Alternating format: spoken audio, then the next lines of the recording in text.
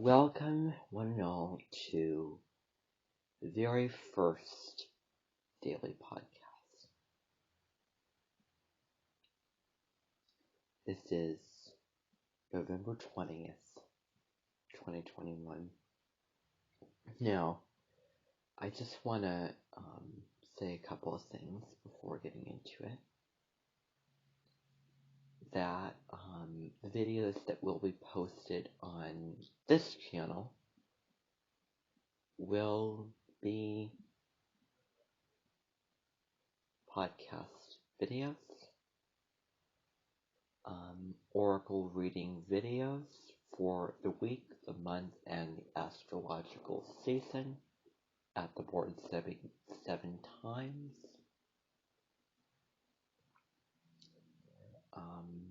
Those types of videos. The other videos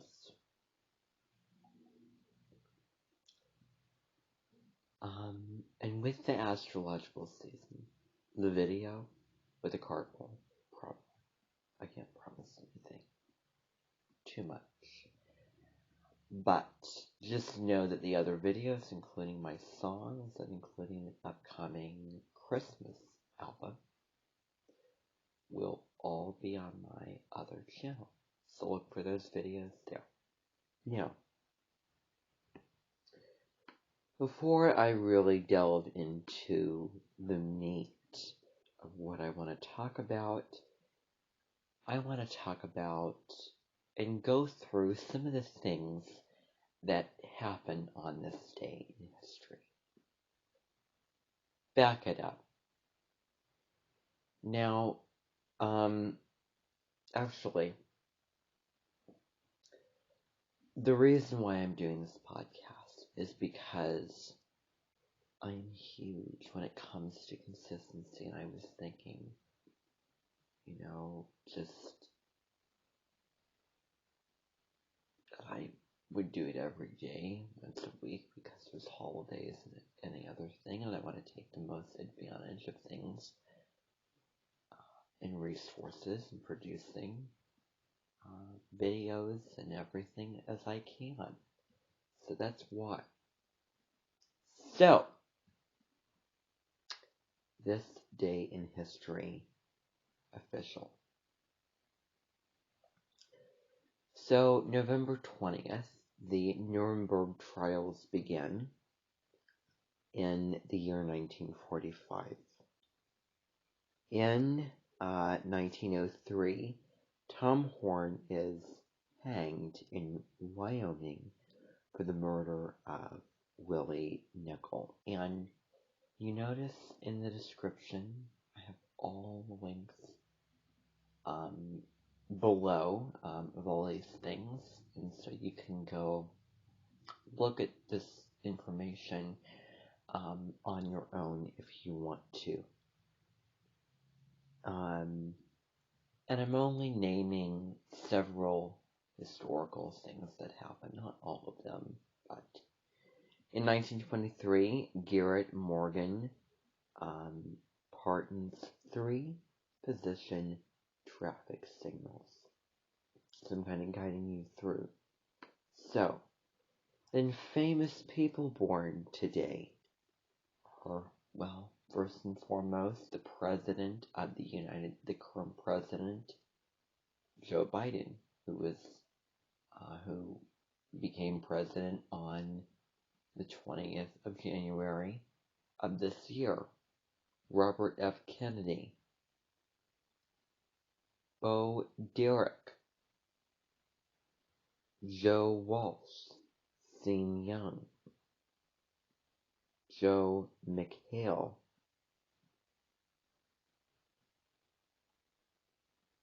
Dabo Swinney, and many other names.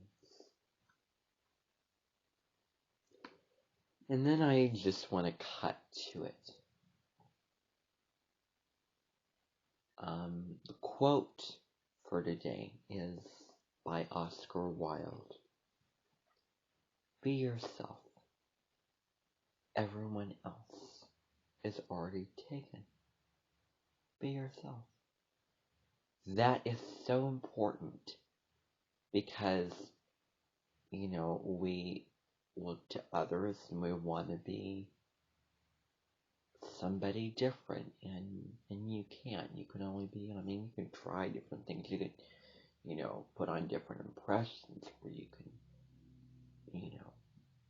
do other things in people's shoes, but ultimately it comes back to you and falling in love with yourself. Not only that, your gifts, your identity, your personality, the things that you don't like about yourself, accepting, probably embracing of that,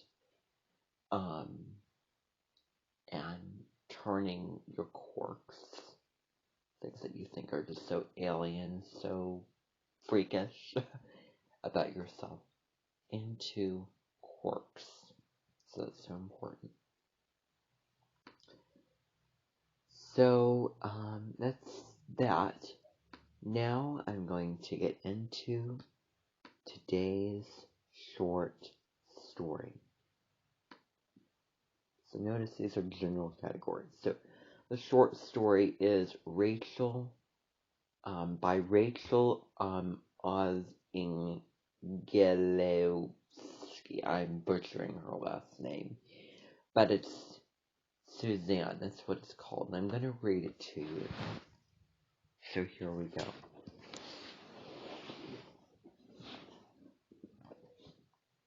I first saw her at a party sitting among the bohemians, all sitting, all smoking, all intense with their words.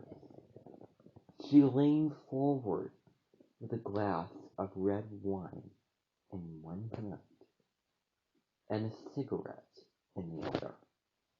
She spoke as if in secret, telling them everything she knew of social injustice and political corruption, all the wrongs that they were certain in their hash-filled haze they could set right. Stuart came from his bedroom, hugged me, took my suitcase and red coat before sitting softly beside her on the couch. His arm hung loosely around her shoulder as he watched her speak. This was the girl he had told me about. The one, he said, Suzanne. They took me in for several weeks, and their two became three. We talked feverishly into the morning until the last drop of alcohol. He was a well-funded writer. She was trying to make it as a painter. I had been crashing with friends trying to finish my manuscript, but mostly I was drinking too much and running out of money. She was neither coy nor hesitant like girls I had known, the ones who pretended to know less than they did, who sat with perfect legs pointed toward garrulous, unkempt boys, quietly waiting for the moment one would want to take her home. Stuart and Suzanne glided into the bedroom. Notice, if it's spelled Suzanne, it's pronounced Suzanne. Susan is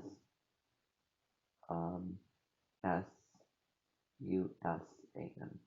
Notice that. Stuart and Susan glided into the bedroom, arms around each other's waists, her lips like flower petals against his ears. I ached for her. I slid under the blankets on the old plaid couch. I couldn't sleep. I lit a cigarette. I thought of them together until I drifted into a drunken sleep. She was beautiful in the morning, boiling water for coffee and making eggs. taking drags from a joint at perfect intervals. Without Stuart, I was speechless in her presence. I wrote in my notebook with a heavy head and waited for him to wake. She placed the coffee and eggs before me.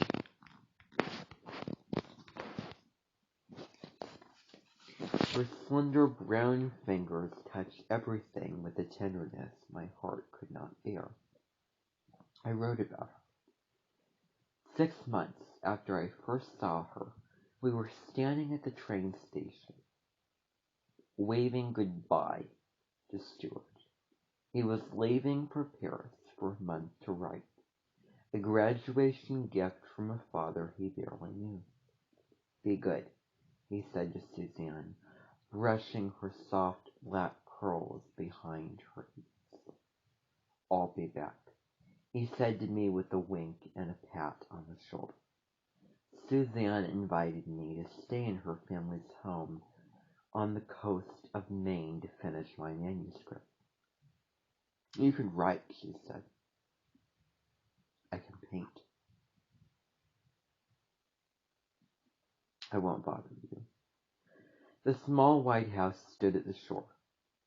Wooden stairs led to a deck which gazed at the ocean, and as I followed her up the stairs, the wind forced waves to crash against rocks, showering us as Suzanne turned the key. Our shoes clacked against the wooden floor. I welcomed the silence after several nights of going away parties for Stuart. She showed me to my room, a perfectly tiny space with a twin bed and desk. Her room was right next to the door, our beds on opposite sides of the same wall. The kitchen cabinet was filled with wine and liquor. Susan pulled out 2 coffee mugs and filled them with bourbon. Welcome, she said, raising her mug to mine. The wind calmed. The clouds danced apart, and the sunlight stretched its way into the kitchen, where they sat on stools, sipping, smiling in silence. The bourbon warmed my tongue and melted its way down my throat, settling in my belly. She watched me for what felt like eternity, and I was desperate to find anything worth saying. I shooed away every worthless thought in my mind and felt relieved when she walked toward the record player. The back of her dress scooped low to her waist, and I fell in love with her back. I wanted to go to her and touch the back of her neck, running my fingers all the way down. I wanted to drop to my knees and kiss the small of her back. I wanted to make her forget Stuart. I swallowed the bourbon whole. She put on a Miles Davis record and swayed her hips, snapping her long fingers. Her thrift store gems sparkled in the sunlight. I lit a cigarette and poured more bourbon. Dance with me, she said as she swirled in my direction. I can't. I took a long pull from my cigarette and my bourbon. I tapped my foot to the beat as she danced her bare feet toward me. She finished off her bourbon and took a pull straight from the bottle. She wrapped her feathered scarf around my neck and laughed. Her perfect teeth, her perfect eyes. My body weakened against her gentle tug, and she pulled me up to my feet. We danced, and I was lost. There was no house, no ocean, no floor beneath my feet. There was only us, our foreheads pressed together. I closed my eyes, never wanting to look up as I pulled her close, and she let me. Her head rested against the deafening beat of my heart. I let my fingers get lost in her hair, and she looked up at me and stared. We swayed until after the record stopped. The house returned, and the wooden floor creaked with every movement. I moved to the kitchen table and lit another cigarette. I'm drunk, she laughed and swirled to the sound of wind and waves. I smiled and looked into my mug.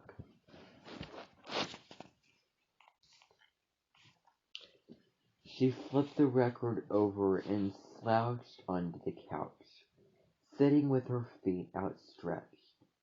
She painted her toenails burgundy.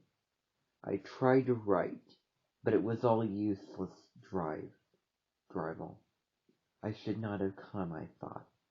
Why have you been friends with Stuart for so long? She asked as she painted her smallest toe. I don't know. We've been friends since we were kids. I've never really thought about not being friends with him, I suppose. He told me that you were the smartest person he knows. I suppose Stuart needs more friends. My attempted joke was met with silence. She sat upright and patted the seat next to her, and like a dog I moved without thought, only sheer delight that she wanted me near her. We finished off the bottle, and she told me about her family, her parents' divorce, and her older brother who died in the war. She leaned her head on my shoulder as we passed the bottle back and forth. The muted trumpet sang to the ache of this moment, and I wondered how it knew. I brushed back the lonely hair that rested on her forehead. She smelled of tangerines and bourbon and nail polish and everything I could love forever. It was still dark when I awoke.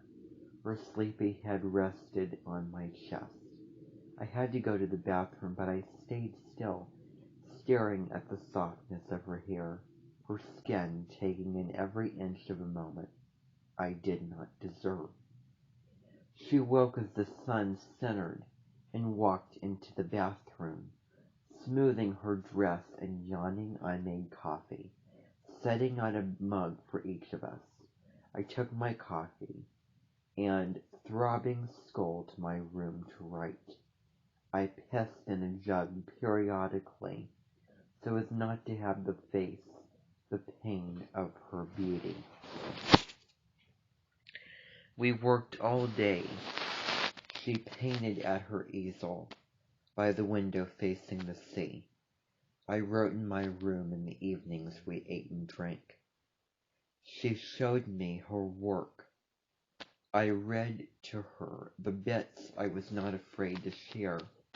She was a compassionate reader with a talent for showing me where I had written too much or too little. She had the same disdain for useless words that I did, though it did not seem as excruciating to her.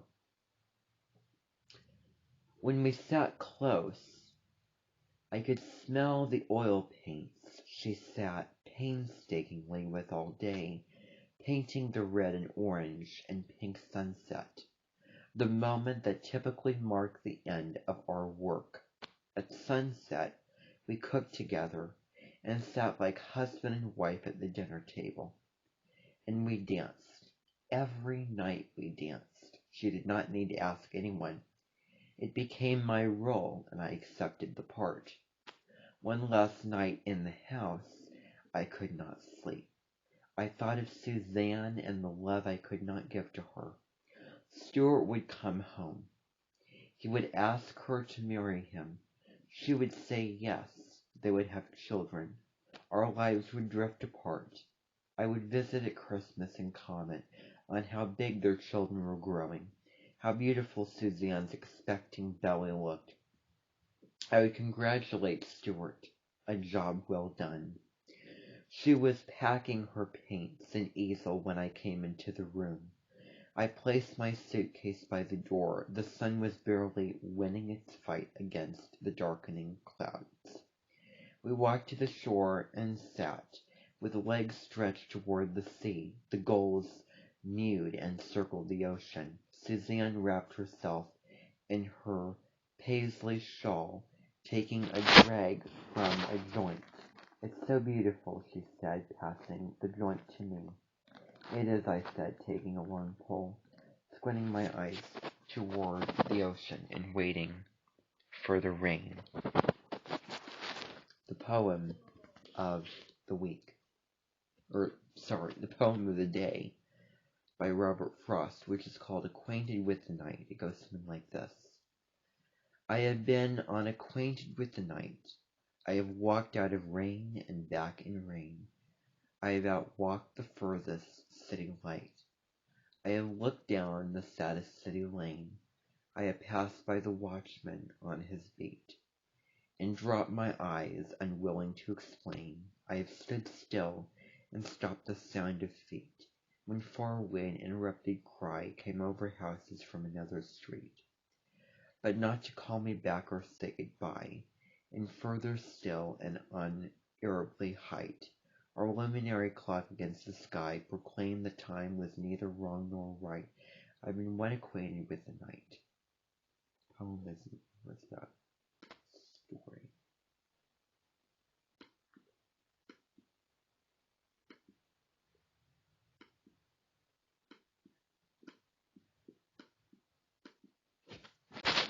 Okay, and now what I'm going to be doing is I am going to be moving on to the subject